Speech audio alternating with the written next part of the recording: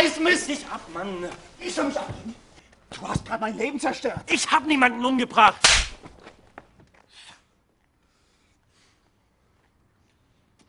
Mann, warum hast du denn bloß geschossen? Ich wollte niemanden verletzen. Ich hab dich gerettet, du Arsch! Du hast schon wieder Papas Geburtstag vergessen. Jeder weiß, dass Papa dich fickt. Aber was keiner weiß ist, wie sehr es dir gefällt. Was gefällt dir, hm?